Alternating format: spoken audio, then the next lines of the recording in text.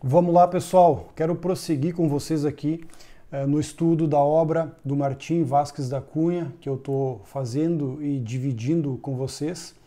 E tenho recebido aqui algumas provocações interessantes. Eu vejo que, por mais difícil que seja, eu não estou sozinho nesse ímpeto de estudar a obra do Martim, ainda que eu estou navegando de forma gradual a partir de uma série de ensaios, e tão logo pretendo iniciar o livro Crise e Utopia, que oficialmente é o primeiro livro do Martim, publicado em 2012, fruto da dissertação de mestrado dele em Ciências da Religião.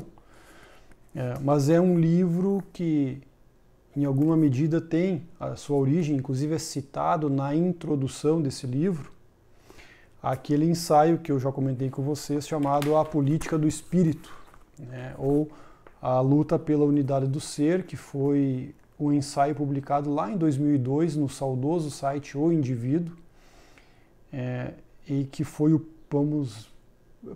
dá para se dizer que talvez tenha sido o primeiro ensaio do Martim que eu li, mas se não foi o primeiro, com certeza foi o artigo, o ensaio, Isso aqui, na verdade, é um livro que eu li naquela época lá e fui profundamente impactado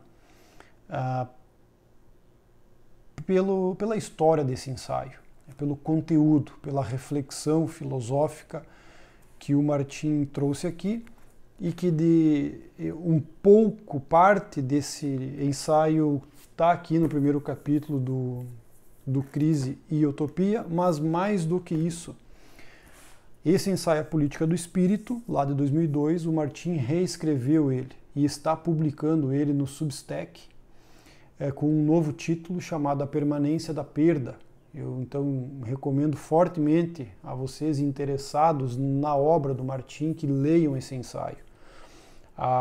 Essa nova versão da Permanência da Perda, 22 anos depois da publicação do original, ela foi revista e ampliada pelo Martim agora nessa nova versão intitulada Permanência da Perda. Pesquise no Substack dele, Permanência da Perda ainda está disponível lá no Substack dele para você poder ler e estudar. Falando em poder ler e estudar, o Martim é um autor bastante controverso, para não dizer odiado por muitos, vilipendiado por tantos outros. Eu mesmo enfrentei, embora conheci lá atrás o Martim, gostei muito, me marcou muito e tal, mas eu passei a enfrentar uma dificuldade tremenda com os ensaios do Martim, alguns anos depois, sobretudo quando ele começou a inserir muita coisa de literatura e cinema, ou seja, fazendo ensaios sobre literatura, sobre cinema, ou nesse estilo que caracteriza ele, que é o estilo de, mesmo num ensaio de ciência política, de filosofia política, ele inseria elementos, imagens do cinema, da literatura, da poesia, até da música, e que, para quem não tem uma formação artística e literária, acaba sendo bastante espinhoso, e por isso o ensaio, o artigo deixa de fazer sentido, a gente se perde, não entende aquela imagem, aquela abordagem, e aquela coisa que parecia ser interessante deixa de ser.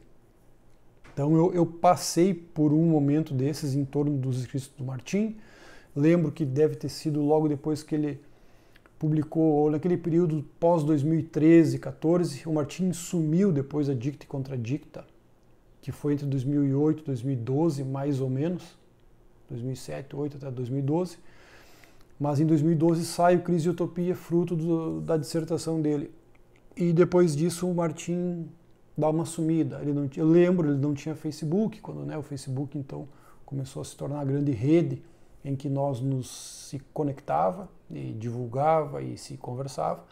Então, nesse período de 2012, 13, 14 e 15, o Martim deu uma boa de uma sumida e reaparece em 2015, com o livro A Poeira da Glória. E esse livro, A Poeira da Glória, é um livro que eu recebi com muito entusiasmo, mais um livro do Martim, e comecei a ler e no início do livro eu acabei tendo uma dificuldade enorme e lá pela página 60, 70 eu parei de ler porque eu me dei conta que eu tinha lido já umas 60 páginas e não tinha absorvido nada, não tinha me dito nada toda aquela leitura. Então, obviamente, né, todo livro que você leu mais do que 5 ou 10 páginas e tu não se engatou nele, por favor, pare de ler e vai fazer uma coisa mais útil para a tua vida. E foi isso que eu fiz quando eu tentei ler A Poeira da Glória. E eu ainda insisti, né? Como eu sempre dou meu voto de confiança, né, para o Martim, eu fui até a página 60, 70 e ali que eu me dei conta que eu estava perdendo o meu tempo e parei de ler. Porque eu não tinha capacidade, e nem sei se eu tenho hoje ainda, né, mas na época, ali em 2016, de ler aquele livro, aquela abordagem de uma análise da alma e do espírito do brasileiro a partir da sua literatura. Como eu não sou alguém que lê literatura, né, realmente ficou difícil para eu levar adiante aquilo, mas muito bem. O fato é que entre meus amigos, conhecidos, existia e existe uma certa unanimidade, né, dessa dificuldade em ler os ensaios do Martim.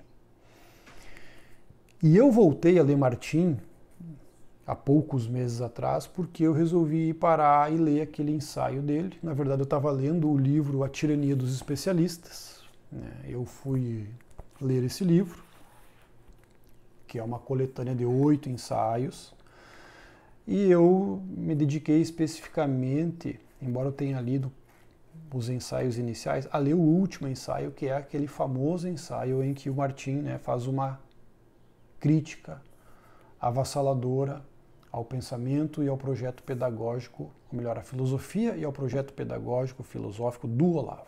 Tem um vídeo meu aqui no canal do YouTube que eu abordo extensamente esse ensaio do Martim. E eu me dediquei a ler esse ensaio do Martim, né, sabendo que era um autor difícil. O Martim tem uma escrita densa, uma reflexão profunda das coisas. E ele traz toda essa reflexão profunda que ele produz para os seus escritos. Ele transpõe para os seus escritos. Então você realmente tem que se permitir navegar nos artigos, nos ensaios do Martim, a partir da perspectiva que ele está te propondo nesta condução da leitura do ensaio dele. Então ele começa falando da filosofia do Olavo, daqui um pouco ele para propriamente fazer isso e traz uma abordagem do Bruno Tolentino e tal, e você vai ter que ir entendendo toda essa camada argumentativa, narrativa que vai compondo, né, esse arco narrativo do ensaio. E eu consegui ler esse ensaio, consegui, né, ter clareza de boa parte do ensaio. Fiz um vídeo aqui no canal comentando esse trabalho do Martim, e a partir disso eu reacendeu a minha chama de interesse pela obra dele, né, que eu já tinha aqui boa parte dela e tal. E as reações foram tantas ali sobre esse vídeo, sobre a crítica do Martim ao Olavo, que o próprio Martim me mandou uma mensagem. Aliás, eu já conversava com o Martim por e-mail há muitos e muitos anos, né? Então eu já tinha alguma proximidade, mesmo que virtual, com ele. Então, e do qual, inclusive, eu tenho que agradecer muito a generosidade do Martim de conversar, de solucionar muitas dúvidas que eu tive e tenho de algum ensaio, de algum tema, de algum conceito, de alguma passagem que ele coloca lá que não tinha ficado claro para mim. Ele muito prontamente, com enorme disposição, explica e tal. Então, esse agradecimento eu preciso fazer, assim, verdadeiramente generoso da parte dele em interagir dessa forma com o seu leitor. Mas eu sou um leitor ainda que bastante limitado, eu sou um leitor honesto e sincero para com aquele que eu estou lendo, sobretudo o Martim, que eu sei que tem um valor profundo os escritos dele. Por mais que alguns eu tenha dificuldade em entender, outros tantos eu sequer entendo, porque sai totalmente fora do meu escopo de referências, teóricos e de imaginação, mas até porque a obra do Martim é muito grande. E nesse sentido, eu preciso dizer para vocês que o Martim é um autor, e isso é muito importante, pessoal, é muito importante. É um autor, como tantos outros o são, mas nem todos o são. É um autor que exige que você tenha paciência para lê-lo. Mas não uma paciência ruim, uma paciência boa, benéfica, aquela paciência que exige toda contemplação. Um aquietar-se da tua mente, um aquietar-se do teu espírito e o ímpeto contemplativo de mergulhar nos seus escritos. Porque o Martim não é um autor que vai dizer para você que 1 mais 1 é igual a 2 e que 2 mais 2 é igual a 4 e que se você pegar 4 menos 1 vai dar 3. O Martim não é esse autor.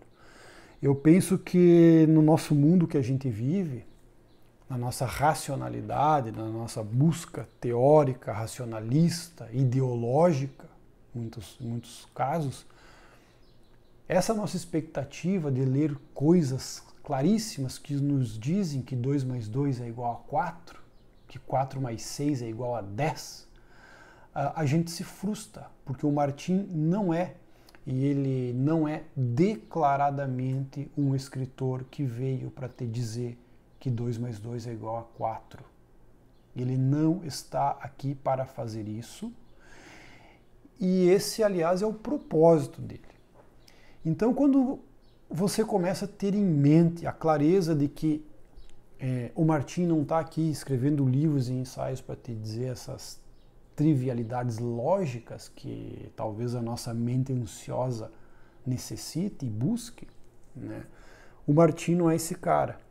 E eu também descobri isso, reforçou a minha compreensão desse estilo dele, porque o Martim, embora ele seja jornalista, embora ele tenha uma formação em filosofia, em ciência política, em ciências da religião, né, uma formação acadêmica, inclusive nessas áreas, mais do que isso talvez, e é isso que para mim se tornou muito revelador para começar a ler a primeira linha de qualquer ensaio dele.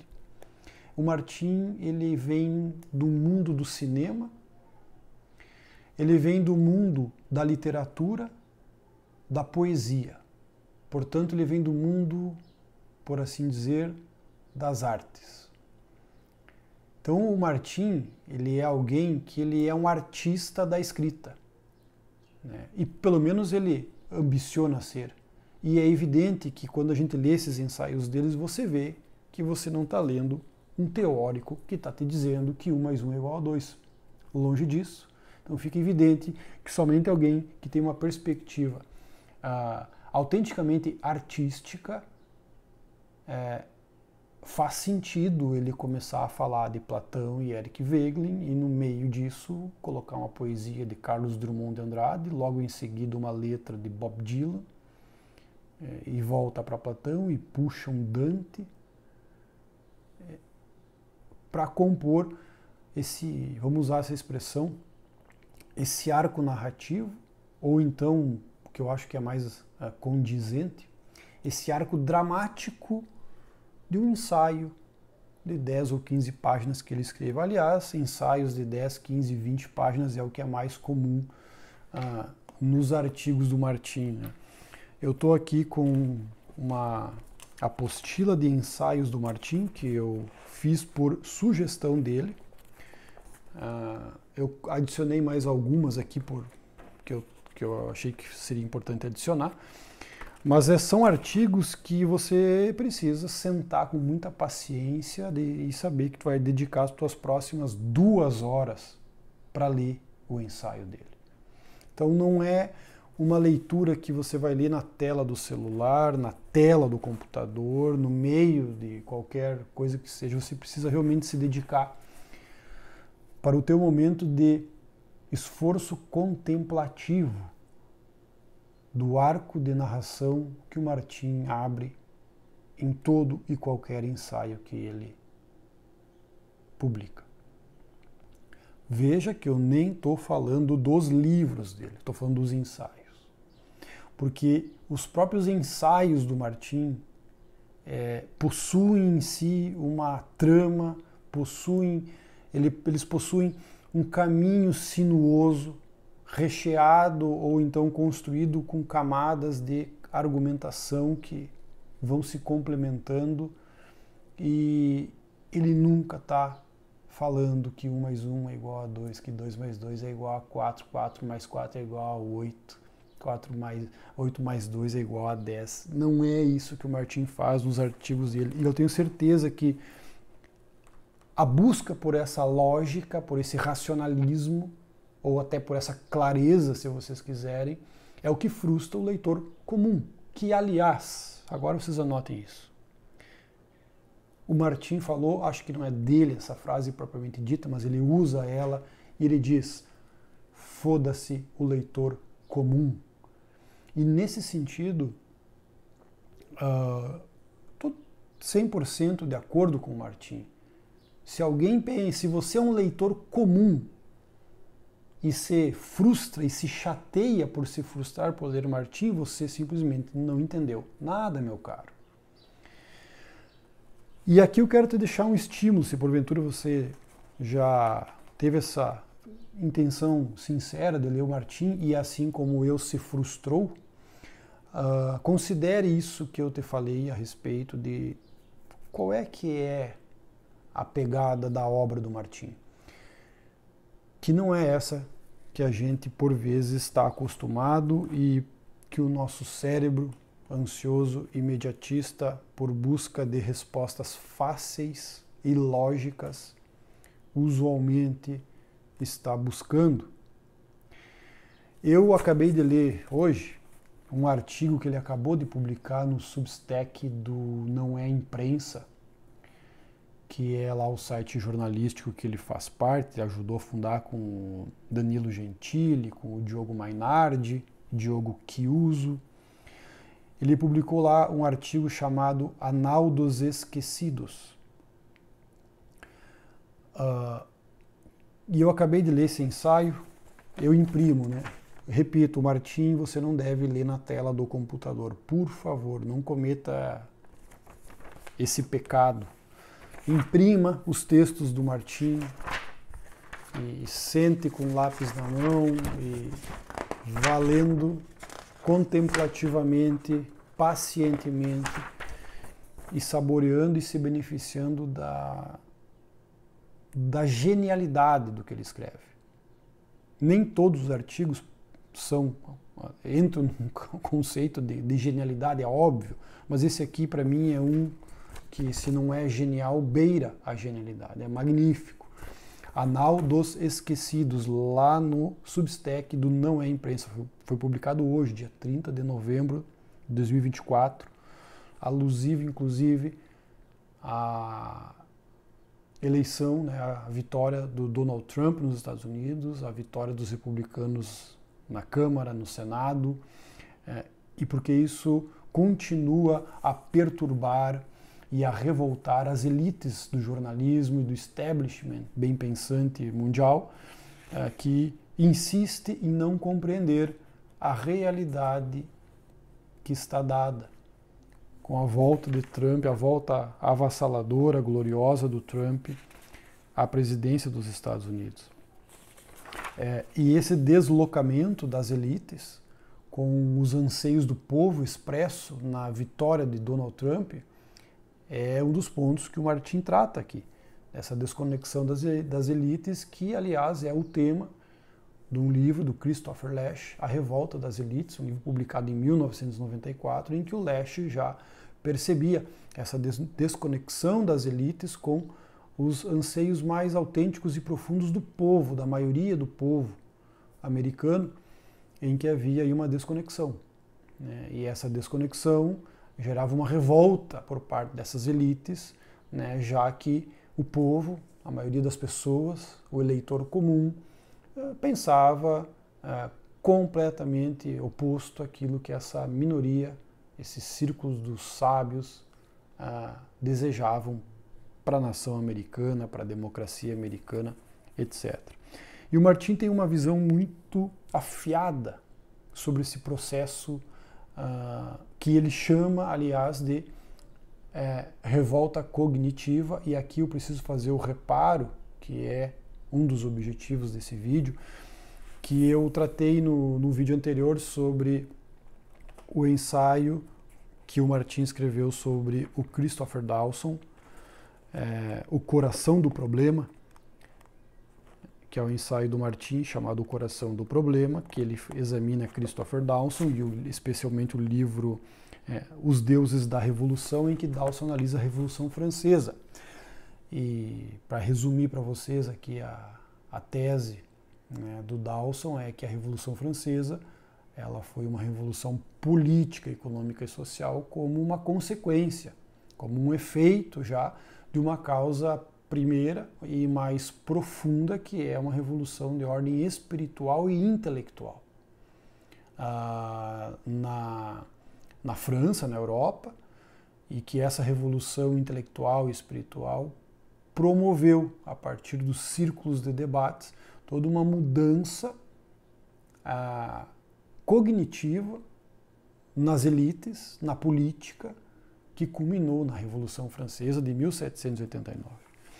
E nesse artigo aqui, O Coração do Problema, que o Martin explica como que o Dawson enxerga a dinâmica da história, o Martin vai dizer lá pelas tantas, e esse foi o ponto da polêmica, de que depois da Revolução Francesa, depois da Revolução da Pós-Modernidade, no século XX, vivemos uma outra revolução, uma terceira revolução, que é esta revolução inaugurada em 2016, com Donald Trump na presidência dos Estados Unidos, o Brexit na Inglaterra e 2018 com Bolsonaro no Brasil.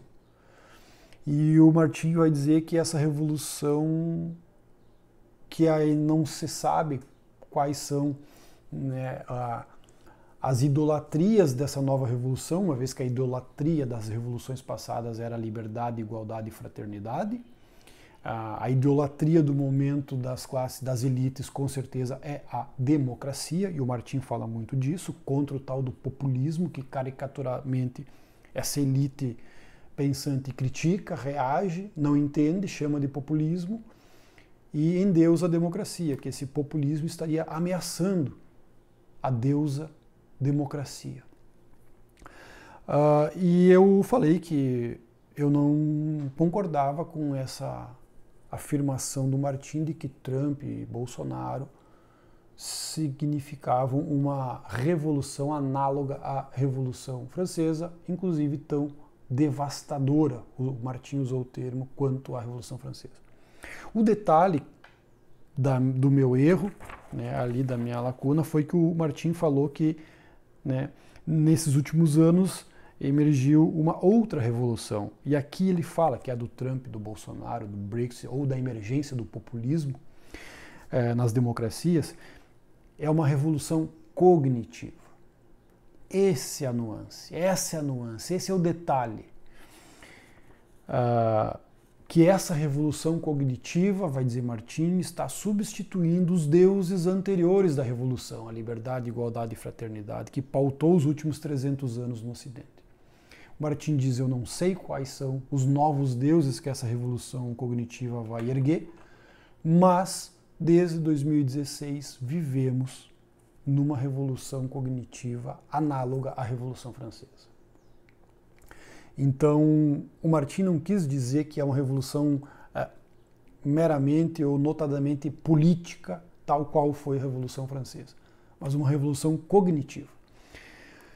Então, isso eu corrijo a minha crítica ao Martin, que eu pontuei lá, inclusive foi levantado por alguns inscritos aqui que realmente não concordavam com o Martin de comparar Trump e Bolsonaro com a assassina e jacobina Revolução Francesa, mas o Martin está utilizando um conceito de revolução cognitiva análoga. E aqui, para complementar, o Martin escreveu, publicou no Não é Imprensa, agora no dia 7 de novembro, um pequeno artigo, justamente com esse título, Revolução Cognitiva. Donald Trump mudou o modo como percebemos a realidade, que é justamente isso. O que o Martin quis dizer aqui é o seguinte: a elite jornalística, midiática, o establishment bem pensante, não está entendendo e sequer aceitando Trump, porque Trump não faz parte dessa democracia igualitarista e identitária que é o novo Deus dessa pequena elite bem pensante no mundo, no Ocidente. E uma vez que Trump não representa esses valores, ele é uma ameaça a Deus, a democracia deles. Então o Martin trata disso nesse ensaio, também publicado no Não é Imprensa, Desintegração Democrática. Eu vou deixar aqui na descrição do vídeo o link do Substack do Não é Imprensa para vocês acessarem esses ensaios do Martin. O ensaio A Desintegração Democrática, publicou agora dia 14 de novembro, de novo é um ensaio aqui que eu imprimi, deu 7 páginas, né? E A Pátria do Espírito, é outro ensaio que ele publicou no dia 22 agora. A política sempre foi a organização sistemática dos ódios. A eleição de Donald Trump foi um modo de impedir isso. Esse ensaio, A Pátria do Espírito, paradoxalmente, o Martin, na minha interpretação desse ensaio, ele lançou um olhar positivo para a eleição do Trump de 2024. No sentido de que a vitória maciça do Trump, dos republicanos, né, expressa uma insatisfação do povo americano, da maioria do povo americano, com a asfixia do peso do Estado nas suas vidas cotidianas. Essa é a tese do Martin. Trump ganhou porque ele representa um personagem, um político, que de alguma forma vai reagir a esse peso opressivo do tamanho do Estado, da infiltração ou intervenção do Estado na vida do povo americano. O Martin não atribui a vitória do Trump, como a imprensa falou, que até muito mais negros votaram no Trump, muito mais imigrantes votaram no Trump. Não, o Martin crava aqui que é uma reação anti-Estado,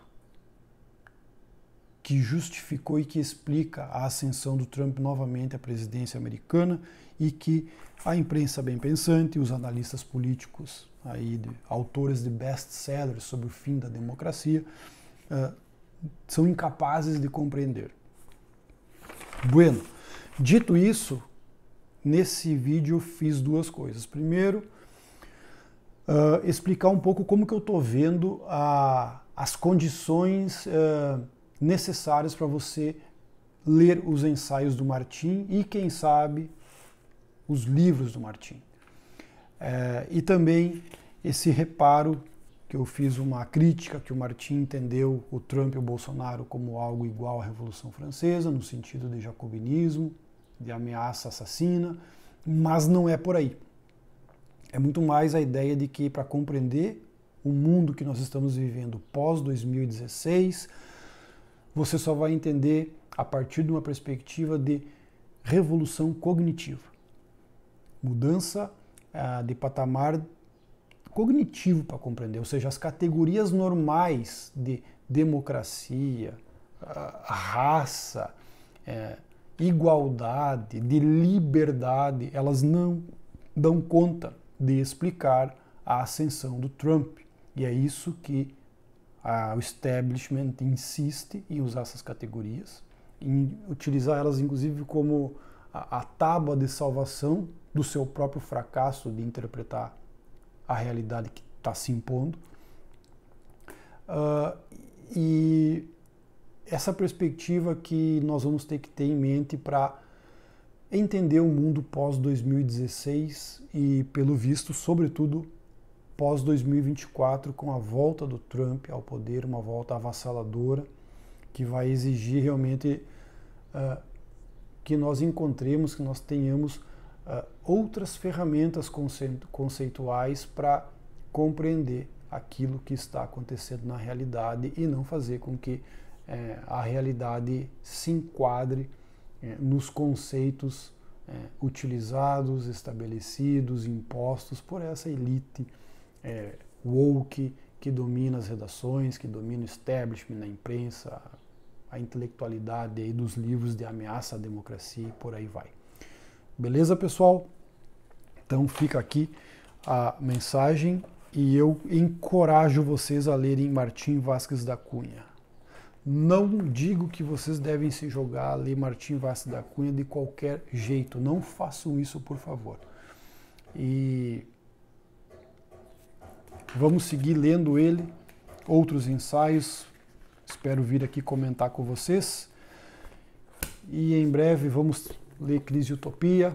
Esse livro aqui que inclusive está para sair uma nova edição, ampliada inclusive. Esperamos que em 2025 saia esse livro, bem como o seu livro A Disciplina do Deserto, que segundo Martim fecha uma trilogia dele, que começa com a Crise e Utopia, continua com a Poeira da Glória, e o Disciplina do Deserto seria o fechamento desse arco dramático narrativo, desse drama dos ensaios e da obra do Martim. Então, pessoal, por hoje é isso. Espero ter contribuído com o esforço também de vocês e o interesse, nem que seja, em estudar a obra desse grande escritor, desse grande pensador que é o Martim Vázquez da Cunha. Tá bom, pessoal? Até o próximo.